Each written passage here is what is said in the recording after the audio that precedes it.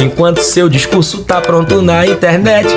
Prenderam um neguinho ali na Praça 7 que tava pedindo dinheiro pra vender chiclete, mas com os playboy fumando um boldo ali ninguém se mete, porque o pai é juiz e a mãe é delegada, enquanto a mãe do neguinho é sua empregada. Um corre danado, maior agonia, e pega um busão lotado pra delegacia. E aí chegando na delegacia, a mãe do neguinho pergunta assim para o doutor delegado: o que foi que meu filho fez pra estar algemado? E o doutor começa então a descrever o caso.